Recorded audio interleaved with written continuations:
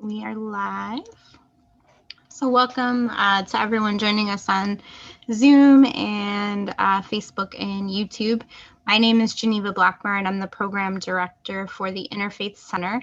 We're located at the Miami University campus in Oxford, Ohio.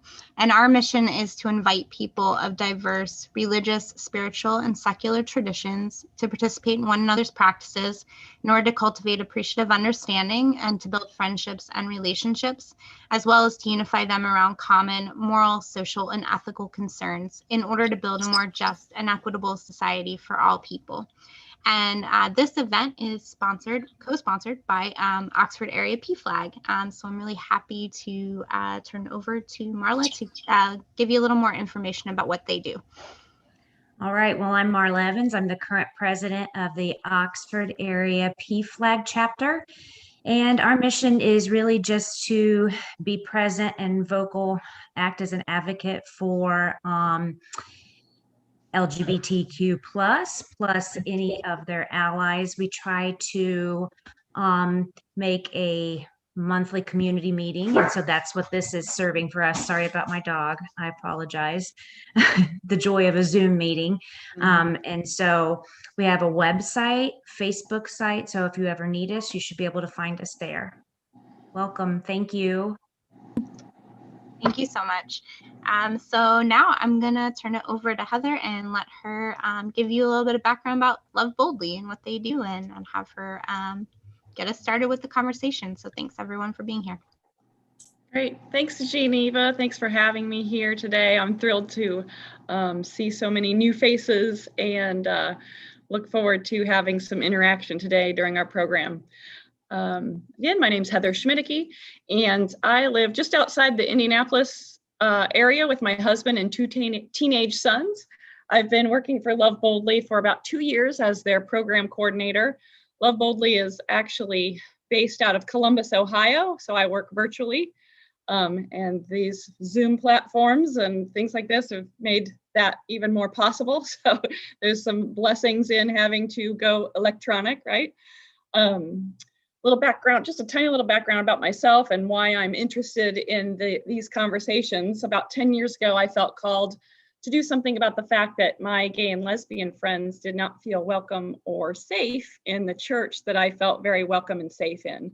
And so I discovered LOVEboldly, kind of stumbled upon them as a really invaluable resource and a source of support during this journey that I've been on for the past decade. So I started volunteering, started going to their programs, started volunteering, and then had the privilege of being hired. So I'm just thrilled to be a part of this organization. I grew up in Indiana. I've only lived in the Midwest. I have not been surrounded by a lot of religious diversity. So my lens is very Christian, and you will see that LOVEboldly is a Christian organization, but I'm just thrilled to be engaged in interfaith spaces and to learn more about other people's faith traditions and to hopefully help them become safe spaces for LGBTQ plus folks also. LOVEboldly as an organization was started in 2011. Our founder is named Heidi Weaver Smith, and she just dreamed of creating a space for people to discern. A space where you could engage these questions regarding our theology on faith, sexuality, and gender identity, and really just evaluate our postures towards LGBTQ plus people in the church, where, as we know, a lot of harm has been done. So we do a lot of work to help Christian ministry leaders recognize the hurt and harm that has been done to LGBTQ plus folks in faith environments, and to walk along these leaders to help create safe spaces to prevent future harm and to reconcile past hurts. We here at LOVEboldly do recognize that there are a number of theological views on how we should steward our sexuality and gender identity.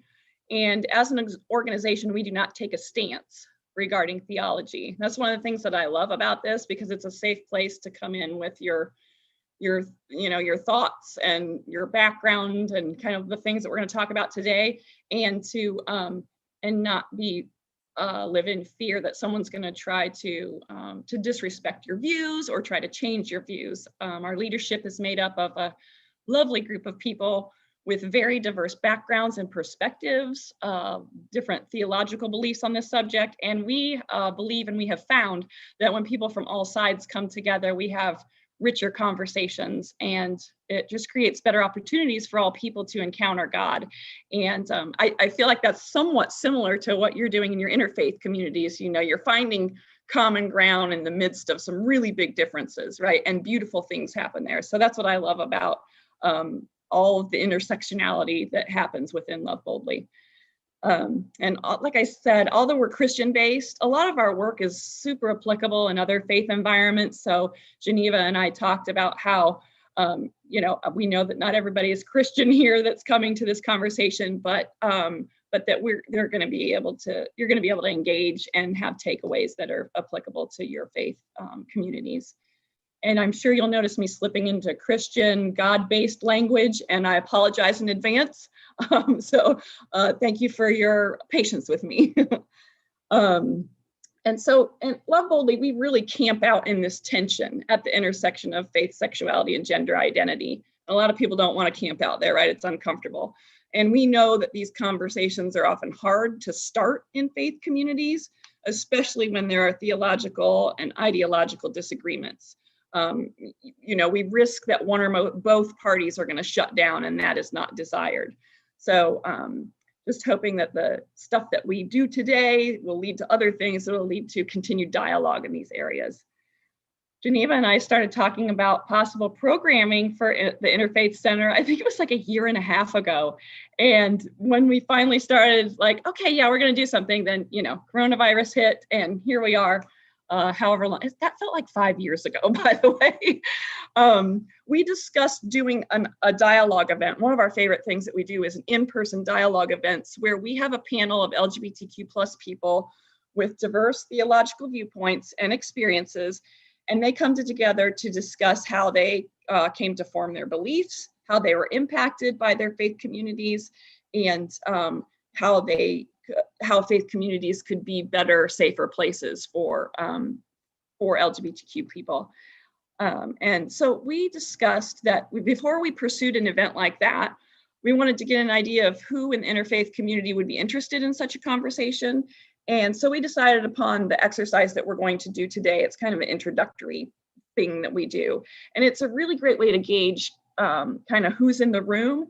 And we've also found that it's a kind of a safe way to start some of these tense conversations. And this is one of our favorite things to do in person. We usually call this Take a Stand, and people fill out a form with all of their answers, and it's anonymous. And then you mix up all the forms and hand them out to everybody, and you get someone else's form, and then you represent them and their answers. So there's like anonymity in it. And then you have to like walk to different corners of the room that represent the answer that's on your sheet. Well, now that we have polls that are anonymous, we're going to utilize those in Zoom to be able to do this electronically. So it's real fun in person, but we're going to do the best we can online. All right, so let's get into our activity. We obviously have lots of different values, and we've heard all types of different messages in our lives regarding LGBTQ plus people in the church, their rights. How are we to treat them in our communities? What our authoritative religious books and scripture and leaders say about how to steward our sexuality and gender identity. So today, with all that in mind, we're going to walk through an activity, like I said, that we use with ministry leaders. And we usually do this at the beginning of a kind of a large training. And it just really gives us an idea of, you know, what's going on in this room, who is actually here. And then we just take a look at the history of these views that so much of our opinions and theology is based on, how these were formed, how they were influenced, and maybe how they've changed over time. And we've seen a lot of change, you probably have too, over time in attitudes and beliefs. So we are going to take a poll, and we have too many poll questions for one whole poll. So we're going to do some 3 demographic questions that Geneva is going to pop up on the screen for you. And if you will fill that out, we'll give you a minute to fill that out. Then when completed, we'll talk about the breakdown. Again, these are anonymous. We don't know who's answering. We just will have numbers and percentages, I think.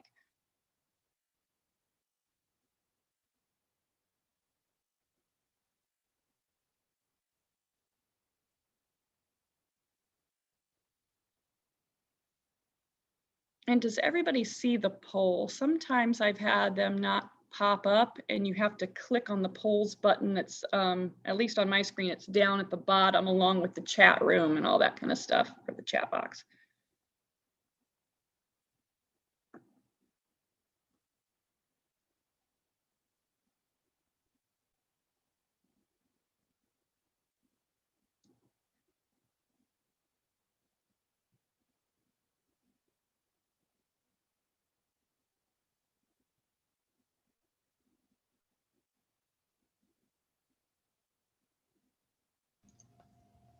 We're at 81% voted, so we're close.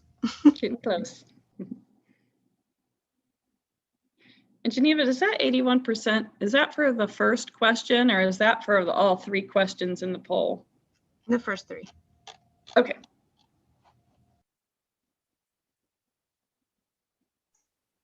I only see the first one and I clicked it and then I clicked submit, but nothing. Oh, maybe I have to scroll down. Okay, sorry. Oh, yep. Thanks for mentioning that. Scroll.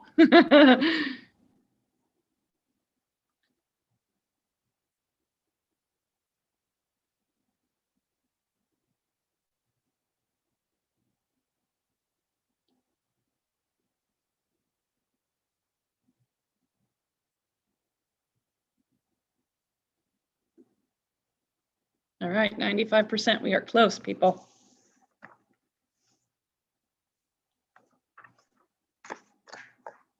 Oh, I wonder. It's not like waiting for me or you to.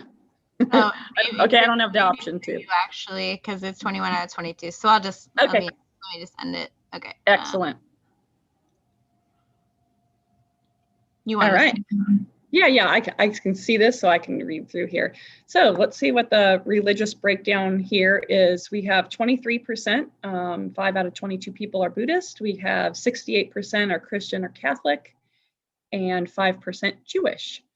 And this is exciting. I don't ever get to ask this question in my programming, so it's fun and interesting to have additional faith practices. Oh, so I didn't scroll down. Sorry, 9% atheist or agnostic. So that's 2 out of 22. So welcome everybody. Let's see, number 2, how would you describe your sexual orientation? Wow, we have some great diversity here. 18% are gay or lesbian. 9% would identify as same-sex attracted. We have 9% identifying as queer, 59% straight, 5% asexual or demisexual, 5% pansexual. Oh, it's a very broad range. Good, colorful, got a good colorful rainbow going today. And number 3, how would you describe your gender? So we have 50% male, 41% female, and 9% non-binary, genderqueer, or two-spirit. Wonderful. So that just kind of gives you an idea of who's participating today. And then Geneva is going to go ahead and launch the next poll. It's going to take a little bit longer. So there are, I believe, 8 questions, and I'm going to have you answer those. When we get everybody answering those, we're going to then go through and have some discussion after each question, after we talk about percentages, and then we'll get to have some interaction via the chat function.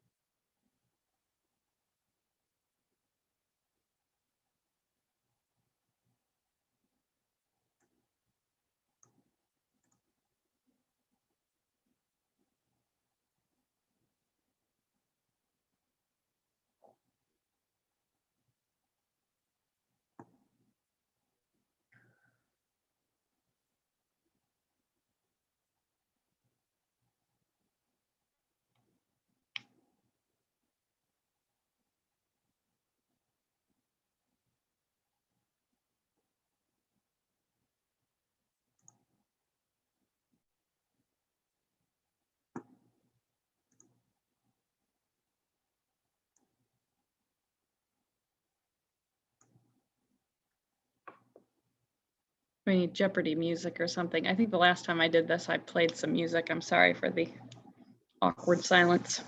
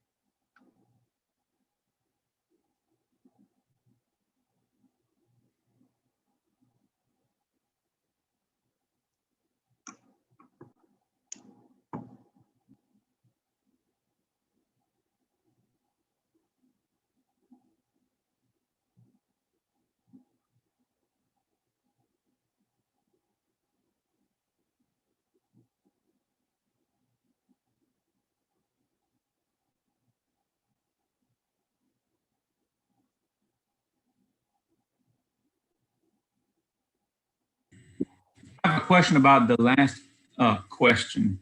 Yes. This organization is doing a great job. Are you talking about my faith tradition? Yes. Thank you for asking that. Yeah, if you're involved in a faith organization, church, temple, yeah, so not necessarily interfaith center. Right, but my faith tradition, that's what you're referring to? Like Yes. Mm-hmm. So we would normally say my church is doing a great job. Yeah. So where your place of worship, I should probably have said. Yeah.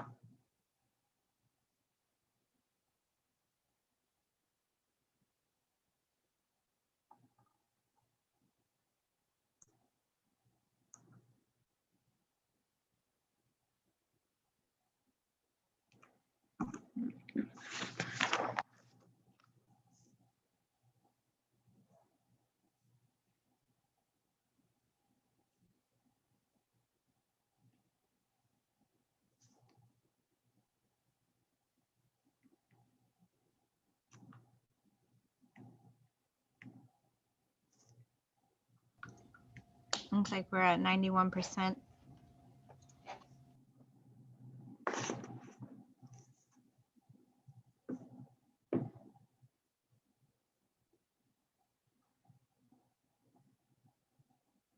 Did we determine that we were fully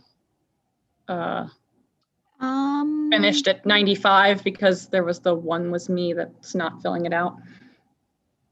Yes. Okay. There's So maybe we one. have, oh, there we are. We're at 95. Okay.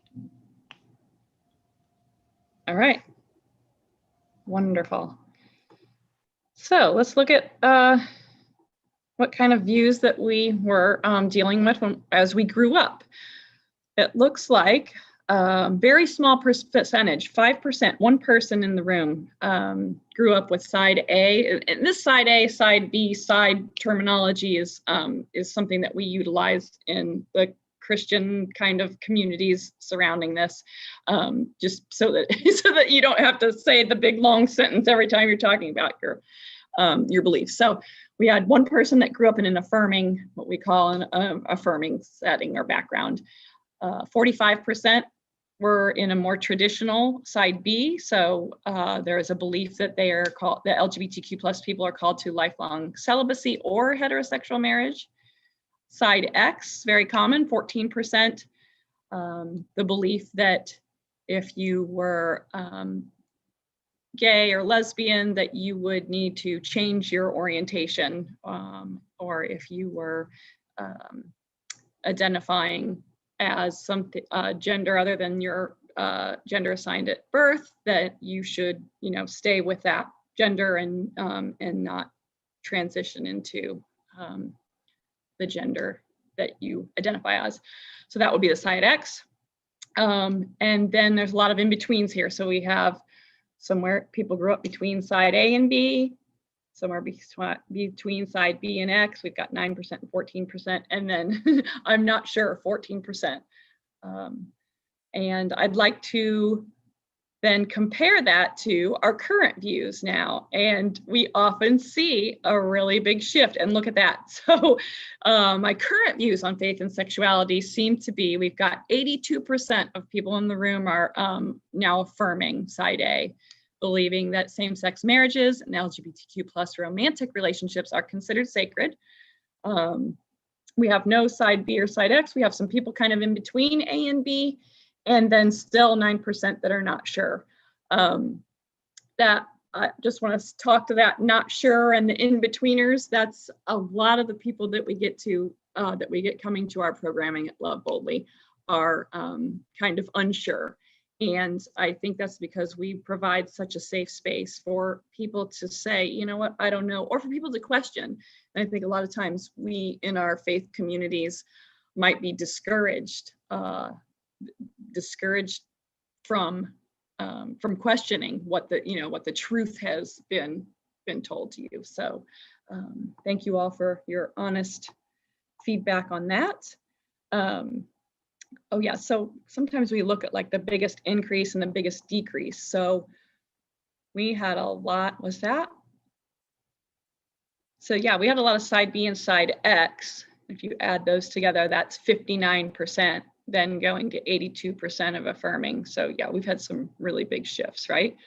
And this breakdown is somewhat similar to what we're seeing in the Christian communities that we serve. We often have, we see probably a little more side B, currently side B in our programming. And oftentimes we'll kind of have a third that are affirming, a third that are more traditional, and then a third that are like, I don't know, that's why I'm here. So let's look at question number 6. I want to make sure it's 3 on this one. When I was growing up, the earliest messages I heard from family, friends, and media about LGBTQ plus people were compassionate or positive. And look at that. We have, doing math on the fly, 56% that disagree with that. So, a lot of us had a lot of negative messages growing up. And there are only 14%, 3 people who agreed that they had some compassionate or positive messaging, and no one strongly agreed. And this is common. So this is when I would like for you all to take a little time to give me a little feedback. So what were some of the messages you heard growing up? And you can type those in the chat box. I know that a number of the negative messages that were received, it can be uncomfortable to type those, recognize that. And let's just talk a little bit about, what were we taught that was not compassionate or positive?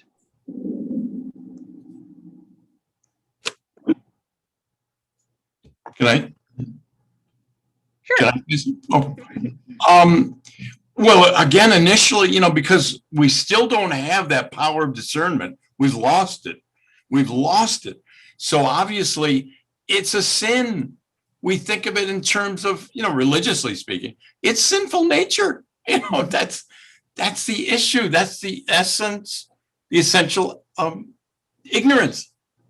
Yeah. So that being the basis of the negative, uncompassionate messaging. Right.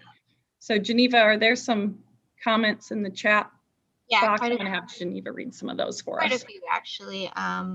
So we have people who said they heard homosexuality as evil. They heard the term gay as a silver dollar. Was a common phrase used by their family members. For me, it was not so much receiving a verbal and negative message. It was more like knowing and feeling how people thought about this because of other things stated. That was another comment. Mm-hmm. Next one says, I was always taught it was an abomination and I was going to hell if I pursued my same-sex attraction. A lot of my friends who actually came out after high school were really made fun of in high school. They denied over and over being gay, but later they came out. Yeah. I don't remember any discussion on transgender people, but gay people were viewed as despicable. Most often the subject was avoided. Heard that it was wrong and it is a sin and thus making me born wrong. Mm-hmm. I just remember that it was whispered about, no absolute negative comments, but felt wrong because we didn't talk about it. Yep. My grandmother disowned at Christmas and told me I was going to hell. Another said transgender people were never mentioned. Quotation, faggots were considered persona non grata in Harlem in the 1950s and 60s and condemned by the Black church. It's heartbreaking, isn't it? Yeah. I noticed there was a lot of talk about the subject was avoided or maybe not talked about. And, sometimes we have found that can be just as harmful as some of the horrible messages that are just outrightly verbally, delivered. And, that the avoidance or the attitude that the people were unclean or evil or, whatever, that may not have been outrightly hateful with language, but maybe it wasn't really clear, to us as youngsters what gay or lesbian or trans was, but it was very clearly relayed that it was something that wasn't good, right? And so then you grow up with these negative connotations, and no wonder so much harm has been done at the hands of the church and religious organizations with this community. So let's move on to the next question in the poll is, when I was growing up, I didn't know anyone who was part of the LGBTQ plus community. And these results often vary depending on the average age of the people that we're polling. And so we find that younger generations, people now, like you would be in the minority to not know someone who is part of the LGBTQ plus community, because we've made in many places advancements in our thought processes, right? So currently, people in the room here, let's see, 18 and 20, so about 32% of people disagreed with that statement. So they did know someone who was part of the LGBTQ community. We're doing double negatives here and math on the fly. This is crazy. And then the other, just about a little more than half though, say, yeah, I didn't know anybody. And so, I think about it when I was growing up, it was hidden. It was not talked about a lot. And then if you were experiencing same-sex attraction, that you definitely did not talk about it. And so we probably all knew someone, we just didn't know, they just weren't out because it wasn't safe to be out. So what difference do you think it makes whether you know someone in the LGBTQ plus community or not, as a straight cis person?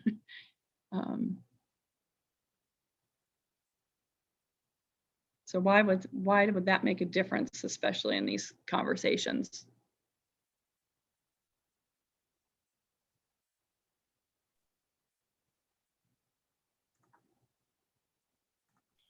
I have been involved in Boy Scouting for my entire life, for over 50 years. And there's a big hubbub about gays in Scouting. And as I look back, it's impossible that the boys, it's kids now, boys and girls, but the boys that I grew up with in Boy Scouting, it's absolutely impossible that none of those were straight, that were gay. Right. I know that some of those were gay. Couldn't tell you who they were, because they weren't about to admit it at the time, and I don't blame them. But did I know LGBTQ people? Yes, I did. Did I know people who were probably LGBTQ? Yes, certainly. Thanks, Don. So we've got a few comments in the chat. Anne says, I'm 69. The first time I was aware of anyone I knew was gay was when I was in college in the 1970s. It didn't bother me because I really liked them. Knowledge always is better than ignorance, for sure. Reverend Aaron says it makes a huge difference. Sue says it shows representation and acceptance. Yep, William mentions the Boy Scouts again. And you may not feel as alone if people know you or you're known. Anne shares, the day our 16-year-old son heard that gays were banned from being scout leaders in 2002-ish, he immediately gave up his Eagle Scout work. He was so mad that the gays were discriminated against. Sad. Liz shares that people coming out to families led to same-sex marriage legalization. That's right. So people gained a voice and realized that there are people out there to support them. William, I see your hand. Yeah, I have just a comment. One is that my sister, who is now deceased, was gay for as long as I knew her. And my daughter is queer. or at least that's how she identifies. Her pronouns are they and them and theirs. I think, exposure and familiarity with persons who have a different orientation should breed respect and not contempt. It should breed, a recognition of the fact that these two are children of God, human beings, and that as we engage them in relationship, we have to honor their individuality and honor their sense of who they are. Okay, so as not to be in a position where what we do is to condemn them and cut off all opportunity and chance for any kind of relationship with them. Right. Yep. And that's the word. That's the key word, right? Relationship. And I think we've allowed so many relationships to be broken because of misunderstanding and disagreement and this really weird desire to be right in everything. And that, if someone's on the wrong side of your opinion, then they can't be a part of your, your religion. And so yes, relationship is key. And we try to encourage that. Go ahead, William. I'm a theologian and a Christian by background. And I think part of the unfortunate aspect of the history in that context is the whole notion of the Puritan ethic, which means you had to live a pure life. And if you were not pure, you were burned at the stake. Can you say the Salem witch trials? Right. And all of that is, in fact, an aberration and is not consistent with the gospel. Right. Yeah. All right. Thank you for everybody sharing. We have a lot. Russ has his hand up. Yeah, Russ has his hand up, it looks like. Oh, sorry. I can't see everybody on my screen. Hi, Russ. That's okay. It's okay. First, I just want to say this conversation is absolutely incredible. It's very, very long overdue. I grew up in a Christian home. My dad was a pastor. I went into full-time ministry as a worship pastor for 26 years. Just 3 years ago, I came out, and obviously that ended my church career. I traveled all around the world. I went to Liberty University. That's where I studied and was on full scholarship for vocal there, and traveled, ministered all around the world, and have been in 3 different church ministries over my church career. And I'm currently in Tampa, Florida. But I want to say that obviously, with me growing up in a Christian home and in Christian environment, I had never met anyone who was gay. I knew as far back as I have memories, I had been attracted to the same sex. I knew there was something different about me, but I never met anyone. And had I met someone, I think that would have made a huge impact on me. I think someone else mentioned, just the feelings of being alone and isolated and what's wrong with me. Were just overwhelming. I did coincidentally, when I moved here to Tampa, obviously not being in the Bible Belt here, I was in West Virginia, North Carolina in ministries before I came here. And when I moved here, I actually met my first openly gay man in ministry here. He had started coming to our church. And I can't even tell you, obviously at that time I was not out. I was married to a woman. I have 2 grown kids. And I was not out at that time, but just to meet someone, yes, that it makes a huge difference, because I knew someone else could understand what I've been through. And I could identify with someone who had the same feelings that I had. And that was pretty pivotal for me when I met that guy 15 years ago. I wish I'd met someone earlier. Yeah, Russ, thanks for sharing. And we often talk about in our programming when we do a lot of work with conservative Christian church leaders, and we talk about the importance of having just one safe person in your life, that you can feel that you can share this with, that's not going to shun you or turn you away or fire you from your position in the church. That the statistics on depression and suicide in LGBTQ plus people is significantly higher, and right. And how important that is to have someone, a safe someone. And so we hope that these conversations help change postures, one person or one church group at a time, so that we don't have kids and youngsters and adults feeling completely isolated and Absolutely. alone. All right, so let's move along here.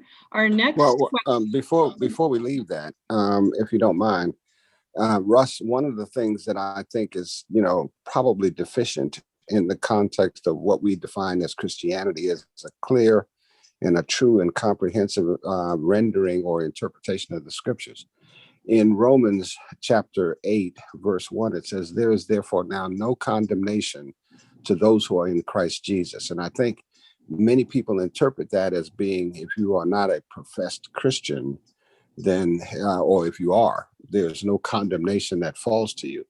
But I interpret that differently. The way I look at that is that if I am a professed Christian, then in me, there is no condemnation to anybody else, regardless of their status, whether they profess Christ or not.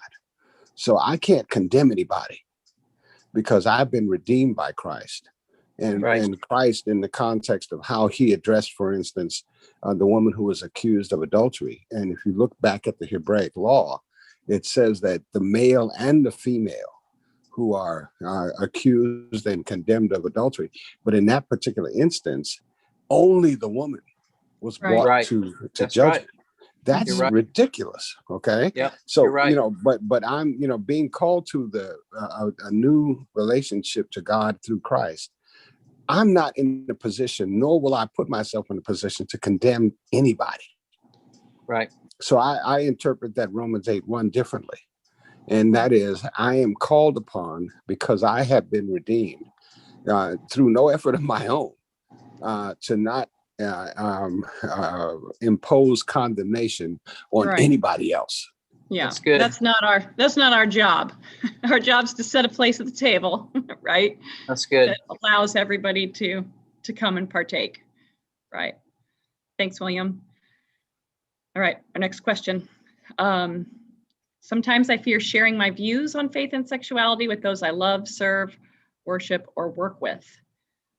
So we have a number of people that disagree with that statement. So they feel very confident in sharing their views, which is great. And then, so we've got a little less than 40% that agree with that sometimes that's a scary thing to do, to share what you believe with those who are around you. So let's talk a little bit about that. So what, if you'll just type in the chat, just in the interest of time, we have until 8:30 tonight. Would you be willing to share what might make this so challenging? Why, if you're afraid, or if maybe you had been in the past, what made you afraid to share your views with those around you?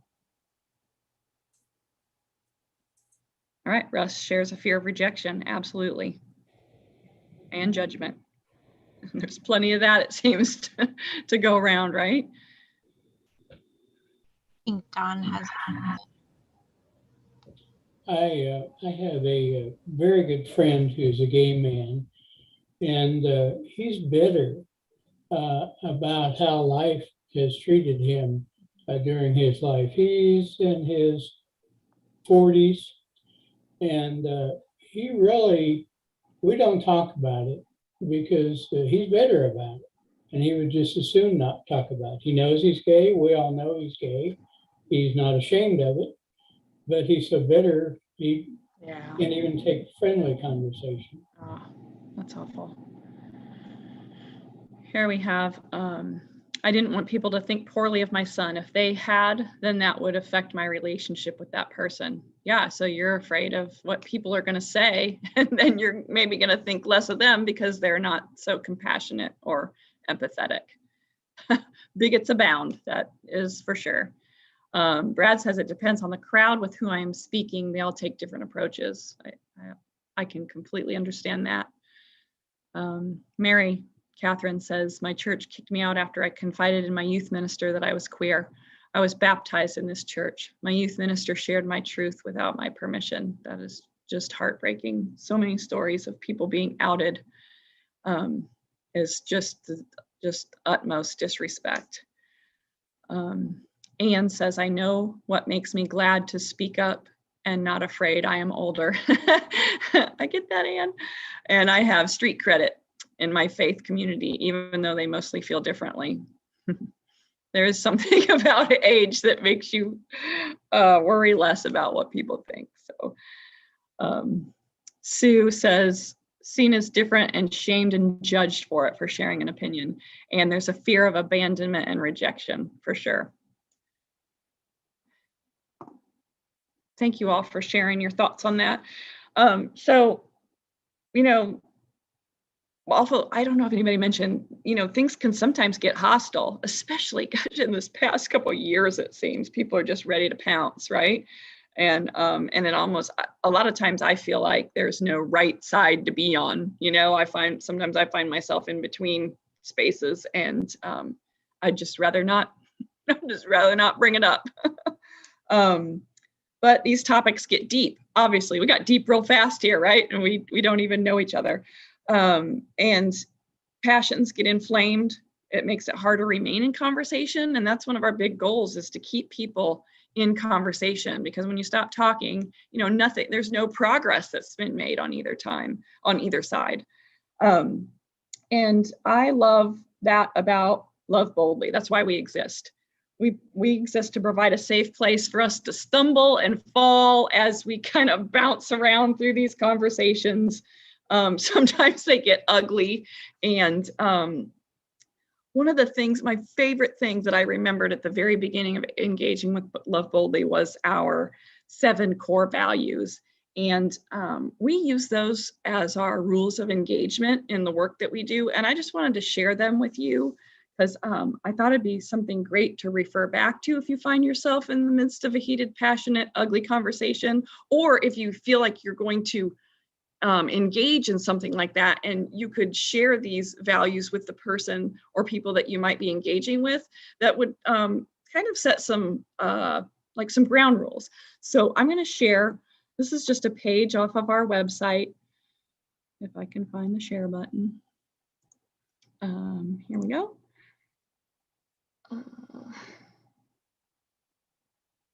Wow, now where'd it go? Of course, I closed the window.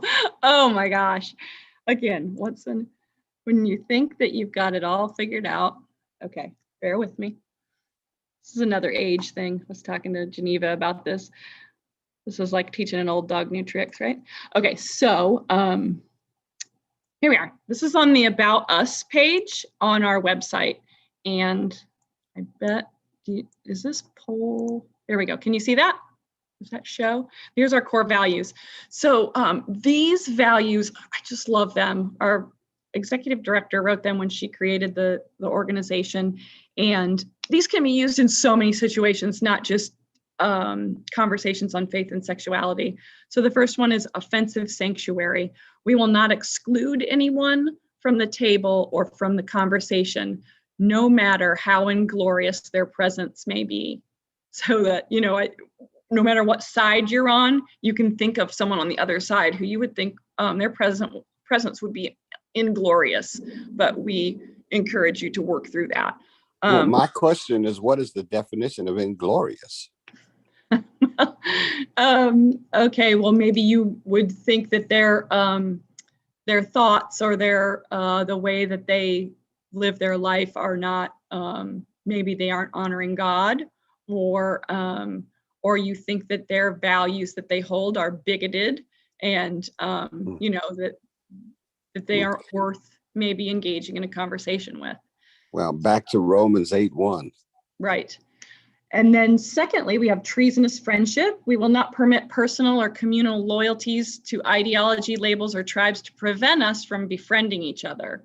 So that's a big one. You know, we can remain friends or become friends even with people who don't subscribe to the same thoughts that we do. And in those friendships, we find healing and common ground and change in postures. Conflicted conviction. We will not trample over or ridicule each other's beliefs, even though they make us wildly uncomfortable. Subversive listening. We will not ignore or invalidate each other's stories, knowing that to listen is to invite change in the world's systems and in ourselves. And that's where I see the most change in postures of really conservative Christian leaders who just have, have been the source of a lot of hurt, that when they hear other people's stories and listen and engage their empathetic being, that you just can't not be changed by a person's story. We have narrative honesty, and we're not going to shy away from honoring truth wherever it is found. We have insolent kindness. We will not fail to be good to each other, always honoring the dignity and inherent worth of every human being, even if they really tick you off on a regular basis. And finally, obstinate loyalty. We will not give up on or dismiss each other. And that's such an easy thing to do. It's so much easier to just be like, you know what, you believe wrong, so I'm going to dismiss you, no matter how angry a conversation makes us. So I love that this is the basis of what we do. And I feel like we have had a lot of just really positive strides made in our work and in our faith communities because we hold to these values. All right, so we are going to, I'm going to stop sharing my screen. Let's go back to that poll and finish up that. Well, if I may, before you leave that, let me read you a couple of sentences from a book that I wrote entitled Discipleship and Discipline. It's autobiographical in many respects, but this is an aspect of it that I think speaks to the conversation that we're engaged in now. I'm not going to give you any other premise or preamble to this. I'm just going to read this. George has had bouts of depression, maybe related to Jillian's murder and Loie's death, maybe related to his recent revelation to all of us in his family that he is gay. I never knew or even suspected such a thing until he told all of us 3 years ago. That was in 2000. In all our years together, George never made any homosexual overtures towards me or Marion. He and Lois had 3 children together and adopted another one. I remember when he wrote to tell me about his being gay. I was so stunned that I was silent for a long time, nearly a year. He would write to tell me, for the first time in our lives, what I felt about his revelation, until I finally wrote to tell him that he was full of feces to try to tell me how I felt about his, quote, coming out of the closet, unquote. I told George that his homosexuality had not and would not stop me from loving him. Okay, thank you. Moving on to the next question. When I was growing up, I heard at least one myth or stereotype about LGBTQ plus people that I now know is not true. So we had 9% disagreed with that. And then the majority of people agreed or strongly agreed that myths and stereotypes abounded, right? So let's talk a bit about these myths and stereotypes. What were some of the things that you heard or were taught that we later discovered, oh, this is completely untrue? And maybe even, and if you will share in the chat box there, and maybe even, how did you discover that that was not true? Yep, double negatives. And so the wording of this is set up such that you can have 4 questions, because when we do it in person, you go to 4 corners of the room to represent the answers. And so that's where the double negative comes from. So anybody have some myths, stereotypes that you grew up with and now you know that is completely untrue?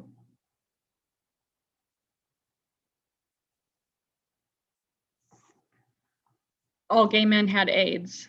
That was, yep, definitely growing up for me. I had heard that too, or that gay men were the source of AIDS. We hear a lot, still hear a lot, that it's a choice. Being gay or lesbian is a choice or an act of rebellion. And the AIDS was a gay disease, right?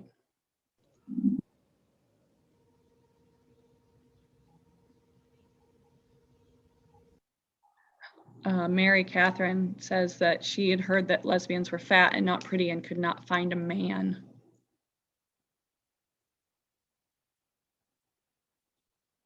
Some responses we've had in the past is that that the gay community was a bar hopping, bed hopping community of people, or all LGBTQIA plus persons are going to hell, or AIDS is God's judgment on the gay community. Sue says, if you're gay, you're going to hell. God would not love me if I was a homosexual. God loves me unconditionally, no matter my orientation. Amen. He does not want me to live in a box. He wants me to spread the love that is inside of me.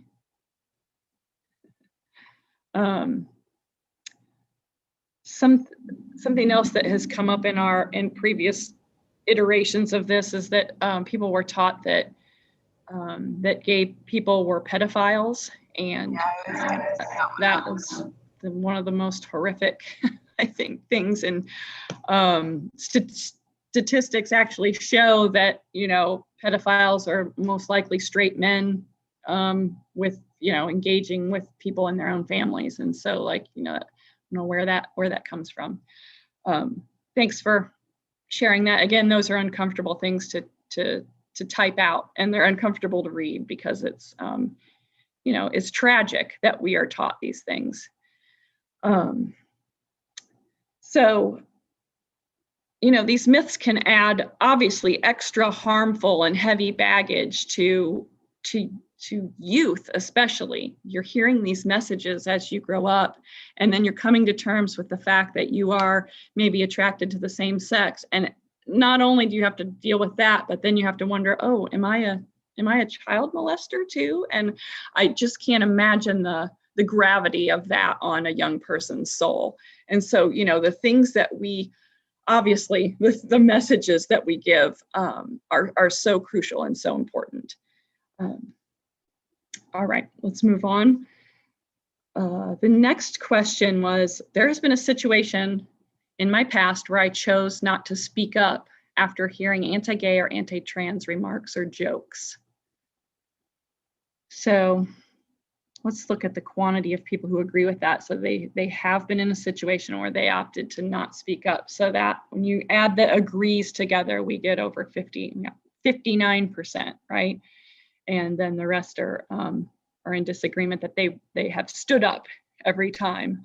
So let's talk about that a little bit. You know, as a Christian, I feel like it's my responsibility to stand up and speak up for marginalized people. But I admit that there are times when I've remained silent when inappropriate comments are made. And, you know, I feel that doesn't make me feel good. But, you know, why is that? Are there times when, you know, times or places where it might not be okay to speak up?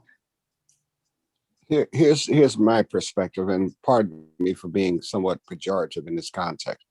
I'm an African-American male. I'm over 70 years old. What happens in the context of when people crack racial jokes? Mm-hmm. Do I sit by and right. stand by and right. not speak up to say that and you know and say that right. is wrong? Right. There's no difference. Anytime you try to attempt to marginalize anybody who in the eyes of Christ is considered to be one of his children, you're sitting on your hands. That's wrong. Right. Yeah.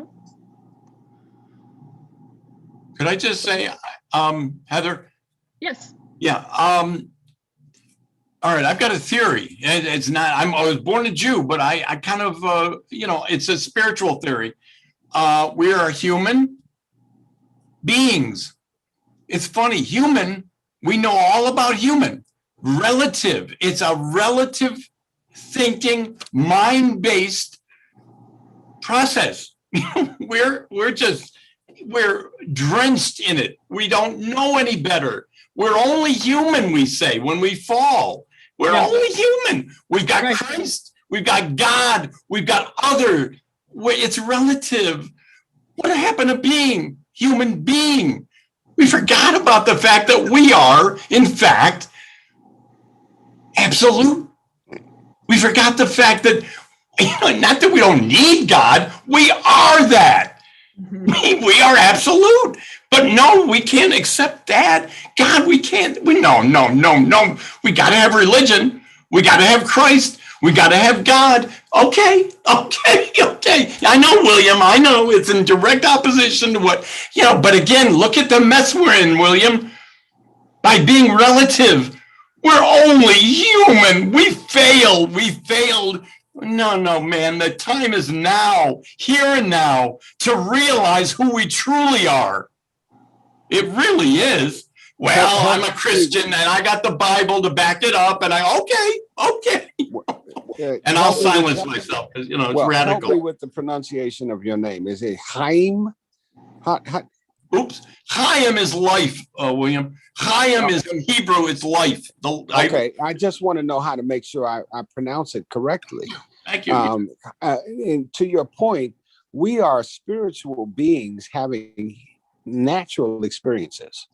I think and I don't care what your faith tradition is, and I'm, having a background in theology, I've studied the Hebrew scriptures assiduously, and what comes through to me is that the real key aspect of what is being said to us by God, I don't care what your faith tradition is, that God wants to have a relationship with us. And that has nothing to do with our outer covering.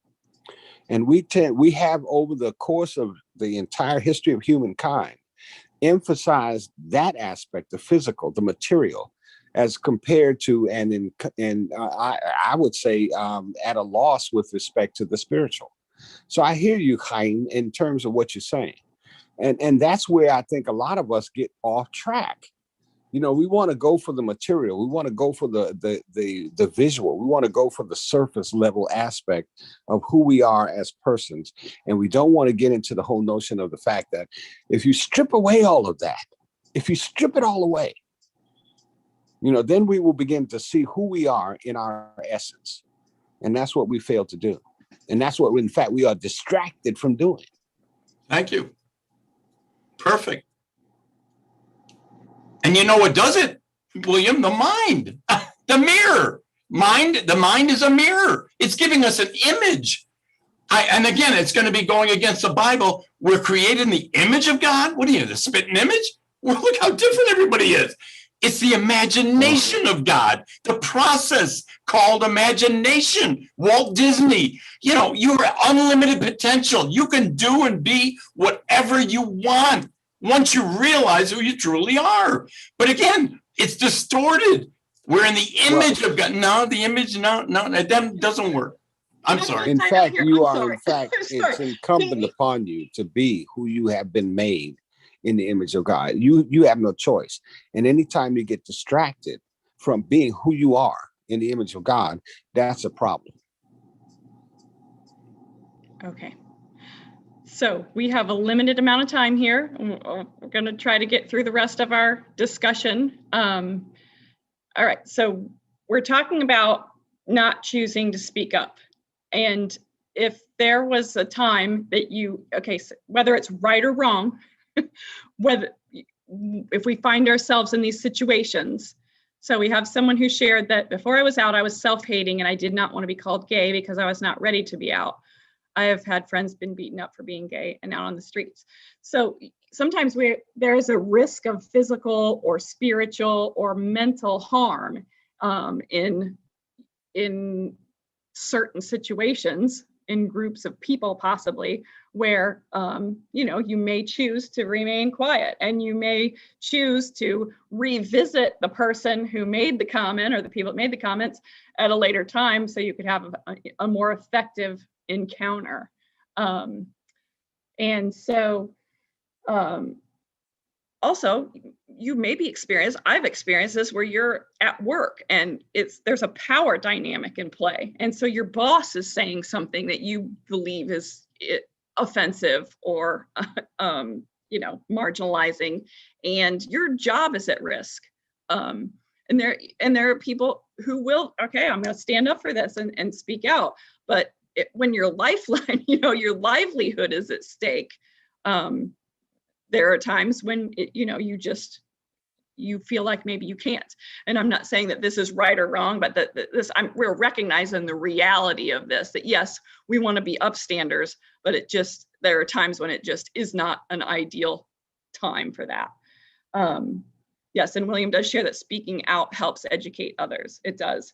So someone gave an example of like being at the family dinner table around Thanksgiving or whatever, and you have all kinds of, whole family, you've got kids, and Uncle John makes a gay joke. And rather than standing up and calling him out, telling him he's homophobic and he's a real jerk, a simple statement such as, I don't think that's funny, or I don't think that that's appropriate, sends a message to the rest of the people who didn't say anything, that like, oh, that's not okay, and cruelty is not tolerated. And sometimes you have to start small, and then the next time Uncle John that's not small. then You don't cousin have to. Cindy's gonna come alongside you and You don't have to condemn the uncle. That's not a small thing. We don't need to go that far, but we need to do what you just said, and that is to check him at the door and say, hey, wait a minute, hold up. That's not acceptable. Right. Okay. That we're not going to not only entertain, but we're not going to tolerate that. Right. And let him know that behavior is unacceptable. Yep. All right. We are nearing the end. Question 8. My religious organization or place of worship is doing a great job caring for LGBTQ plus youth and adults. Ooh, we have 64% that disagree with that. And but we've got, on the positive side, we have 37 people who are involved in religious organizations they feel are doing a great job. So would anyone mind sharing that? What are the strengths that you see in your places of worship that are doing good, changing lives, saving lives? Or if you want to talk about what improvements could be made, what do you wish would happen within your synagogue, church? Yeah, I think there's a presupposition in the question that religious organizations have some sort of obligation to do something, or that they are positioned to do something, or that it's incumbent upon them to do something. And that narrows. I just saw a question that said that non-religious folk can't answer that question. And, my frame of reference about it is that it doesn't matter. The whole notion of how we deal with this has nothing to do with anybody's religious affiliation. It is all about relationship. And wherever and however you find an opportunity to express positive relationship, if you don't take advantage of that, that is your shortcoming. That is your falling short of the glory of God. Let me, out of my tradition, I will talk about the parable of the Good Samaritan. If you understand that whole parable, the Jews hated the Samaritans and vice versa. And yet the person who came to the aid of the individual, the Jewish individual who had been beaten to within an inch of his life, was a Samaritan. All of those artificial lines of demarcation fall by the wayside when you step forward and put into play and put into practice that which you know to be the right thing to do. All other artificial barriers to doing that fall out of the wayside. You do what's necessary to do to affirm and to promote the humanity of your fellow person. And it doesn't matter what their tradition is. It doesn't matter what their history is. It doesn't matter what you think is supposed to be done and by way of social and societal convention. You do the right thing, and you don't hesitate to do the right thing.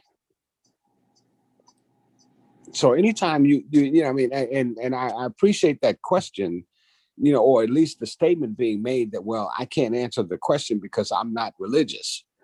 Well, I'm a follower of Christ, but I'm not religious.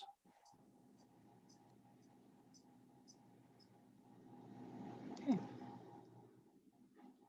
So we do a lot of work at Love Boldly with obviously with churches that are struggling. There is harm being done within churches, and so I appreciate where you're coming from, William. But we have found that it is the responsibility of certain organizations to change postures in order that the youth that are growing up in their congregations, feeling afraid to come out, can come out, and what should be the safest place, the safest place on earth should be their faith community, right? Patrick, I see your hand. Yes, thank you. I'd like just to go back briefly to the example that you gave at the Thanksgiving dinner table when, the uncle or someone makes a comment that's offensive or tells a joke. The least confrontational way that you can address that and speak your truth is simply to say, I'm not comfortable with that joke. Yeah. You're not judging, you're just owning that you're not comfortable. That's also sending a message to everyone else at the table. It's like, oh, well, maybe there's something about that joke that isn't the best way to express. So just, right. I'm not comfortable with that. Yeah. And move on. Yeah, right. And then it doesn't put them on the defensive because you're kind of turning it back toward yourself. Oh, well, I'm uncomfortable. Right. No one else is, but I'm, yeah. You can't be held responsible for how someone reacts and responds to being shown the right way. All you can do is show them the right way. And from my perspective, just say, look, that's not the right way. And how they choose to react and respond to that is their choice, and it's on them. But if you know what the right way is, it's incumbent upon you to say that, because then you point everybody else at the table in the right direction. Whether they choose to go there, you can't be responsible for that. But at least you pointed out this is the right direction. Can I just jump in on this? I'm sorry. Yeah, sorry. I think you'll notice that a lot of the people in the chat who said that they, did not respond to a joke or a comment were actually LGBT people. And as I identify as lesbian, when I was growing up, I didn't recognize microaggressions, right? I mean, when somebody made a joke or a comment, I didn't respond or react because I was more concerned with them not directing those, that hatred towards me. And if the way that they're, if they're accepting me as a person and as a friend and who I am, it seemed less important to address those things because I was more concerned for my own acceptance and safety. And you see a lot of these comments here about people were afraid to say something because it's much easier to say, hey, I'm uncomfortable with that when you're a straight person than it is when you're a gay person, and that is actually directed to you as a target. And I think that's important to think about. And it's the same thing as when someone makes a racist joke and it's the white people in the room who need to step in and say, I'm uncomfortable, so. To your point, Geneva, Excellent. there is Thank a you, scripture Geneva, for sharing that. Well, let me put this in here and then I'll shut up. In my scripture, 1 John chapter 4, verse 18, the first line of that is, there is no fear in love. And what people do when they start making wild and crazy jokes like that is that they want people to agree with them. And then people become afraid not to agree with them and they don't speak up.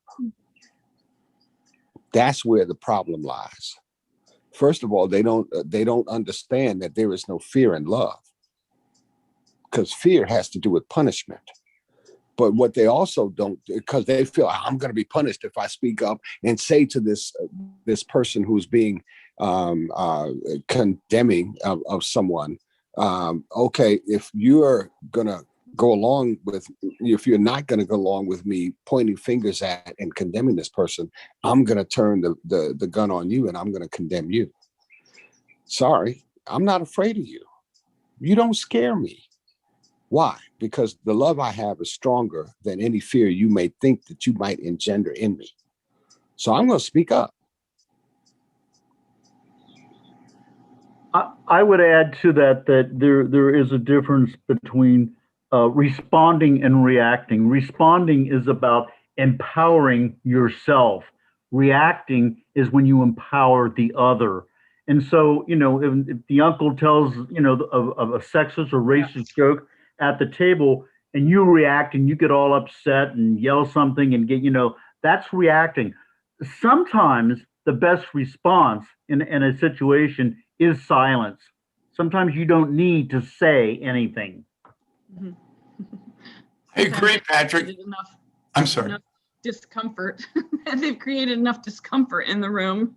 Yeah. If everybody is silent, that sends a message too that we're not going to laugh at your stupid joke, right? Pass the gravy, please. I have a theory about being unconscious.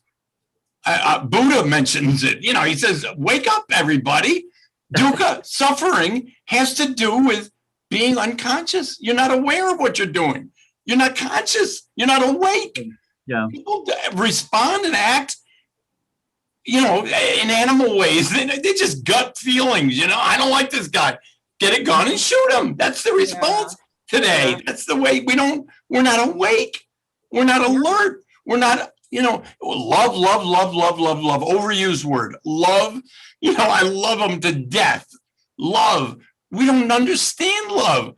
We only can understand it when we wake up spiritually, the light of consciousness, the light that Jesus had.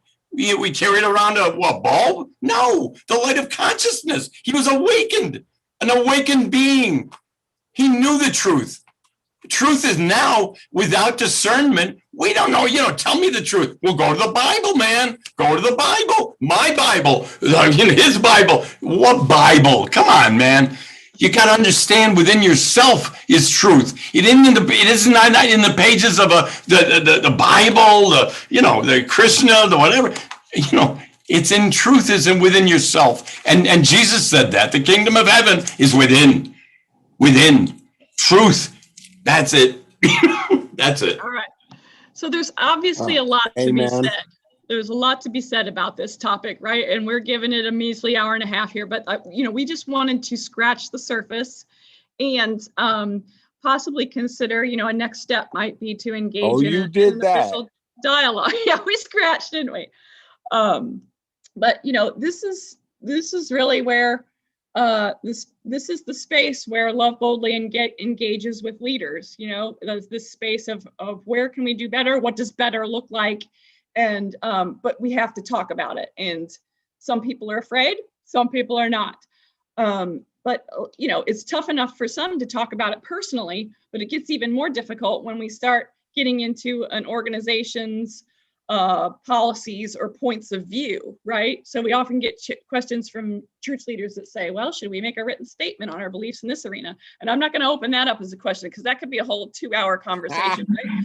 But we're often concerned about how that statement then might be taken by people in the community that disagree with us, or they think that we should be more harsh, or we should be more graceful, or whatever, and then this often leads to religious organizations just like, I want to keep my mouth shut on that because I don't want to stir anything up. I don't want to tick any more people off. I don't want to scare people away from coming into my, the doors of my place of worship, right? So we encourage leaders to open their mouths in productive ways as we journey towards more helpful, loving, and inclusive postures. So I'm hoping that we can possibly continue a conversation like this or a dialogue like this, Geneva, in the future. Sounds like we have a lot of interest. And so I just wanted to say that concludes the activity portion of our time together today. Thank you for having me.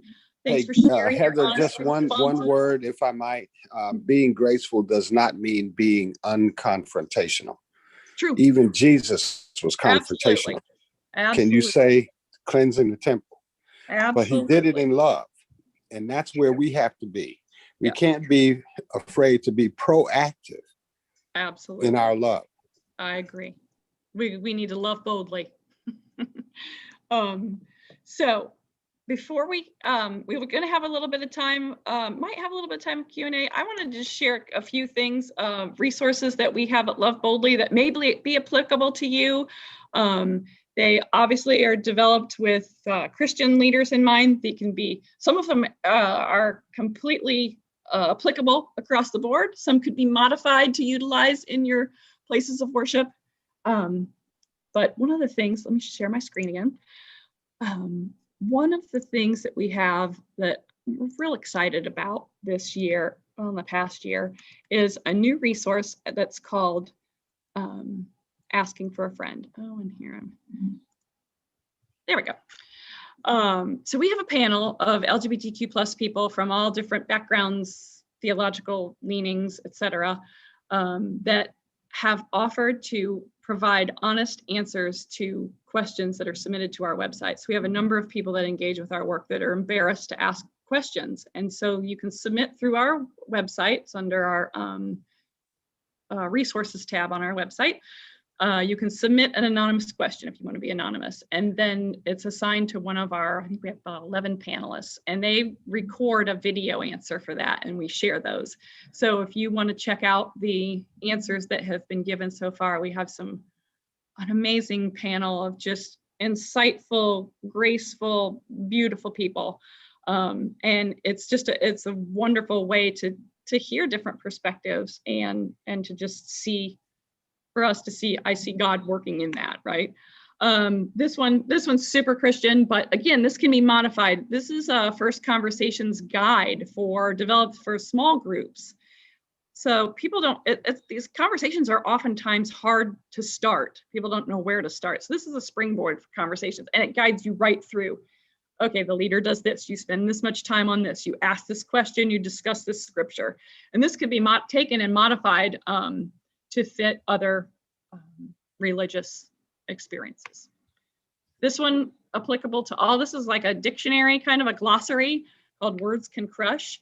And it just defines a lot of the terminology that we, even as quote professionals, get caught up on. Terminology changes at a rapid pace. I think that this was developed maybe 2 or 3 years ago, and we've already got some terminology that we need to go in and update.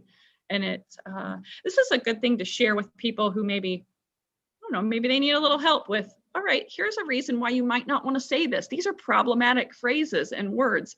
Here's some helpful terminology that's, let's use this instead of that.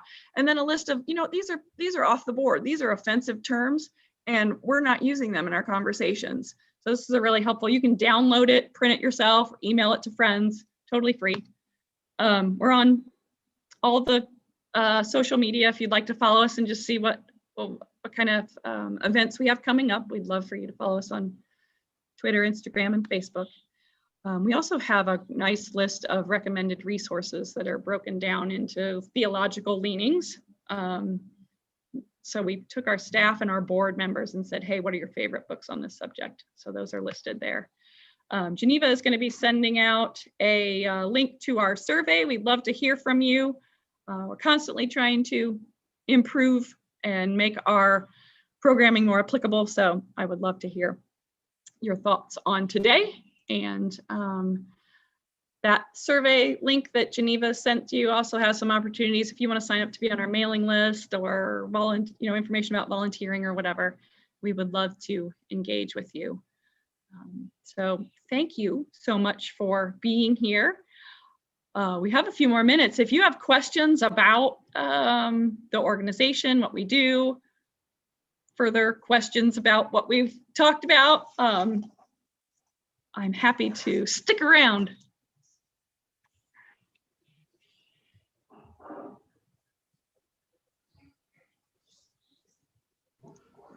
Well, now everyone's silent.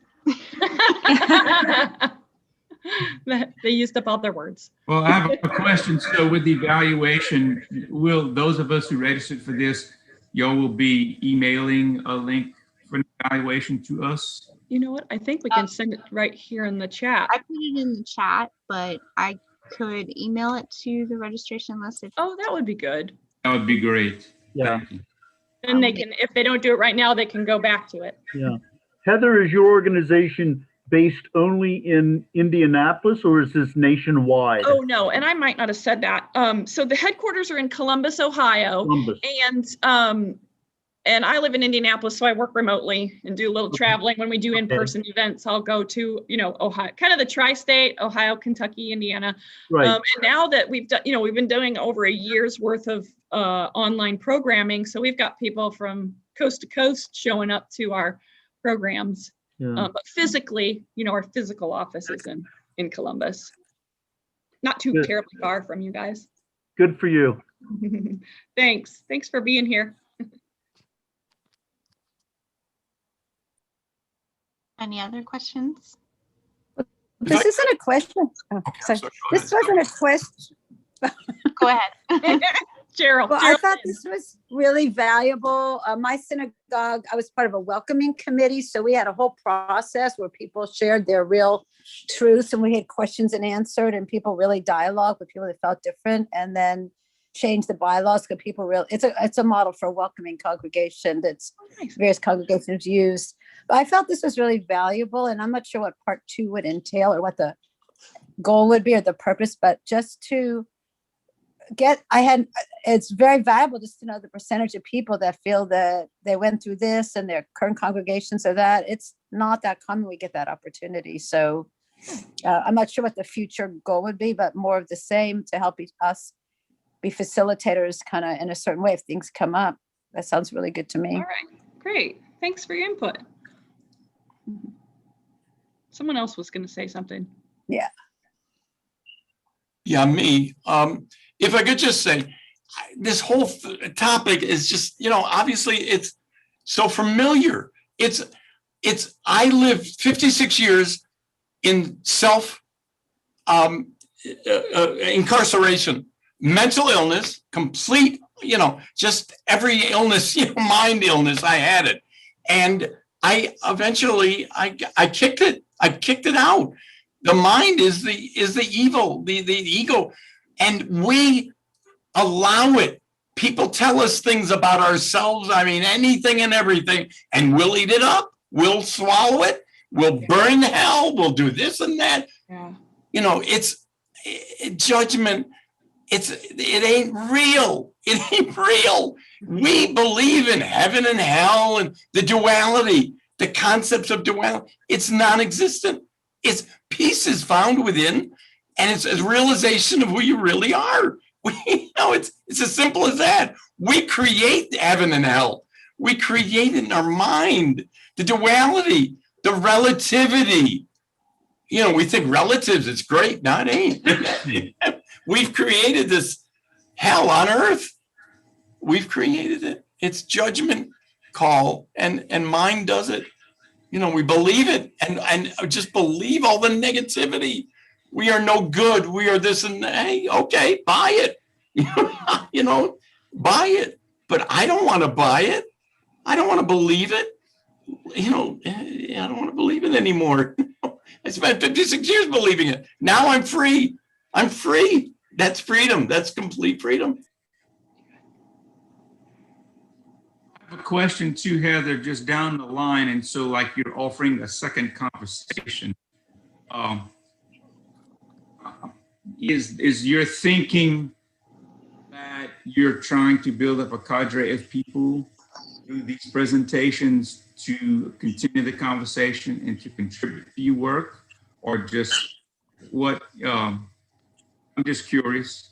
Well, I think that Geneva and I will probably discuss what a potential next step might be and what those goals are. There's a multitude of opportunities and of what we could do in the direction we could take. And so we will consider all of the conversation and the comments and the input that we had here.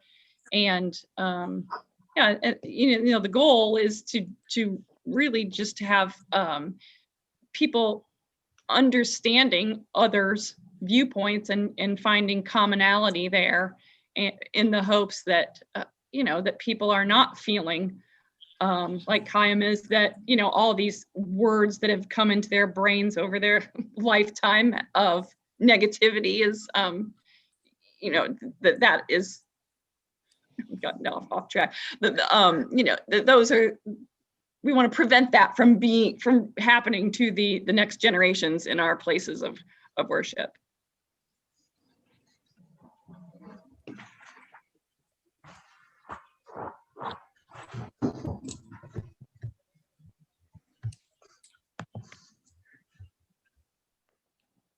Good point here from William. William, I can Encouraging.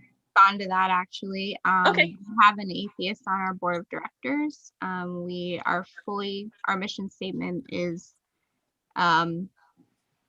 inviting people of diverse religious, spiritual, and secular worldviews. We were taking language that was traditionally Christian and trying to mold that into something more inclusive. From my interpretation, and I'm actually by precept Zen Buddhist, the word sacred to me does not necessarily imply something religious. I think that people can find the sacred in nature and in all kinds of different parts of the secular world. And in my study of religion, that is not a word that is inherently religious. And so if it has been interpreted that way, I do apologize. But the original wording was God blesses same-sex marriage, and we wanted to move away from God-centered language, and that was the best way that we thought we could do that. But we as an organization have had atheist speakers. There are several programs where we've had atheist speakers. You can check our YouTube channel. We have representation on our board. So I hope that helps to address that concern.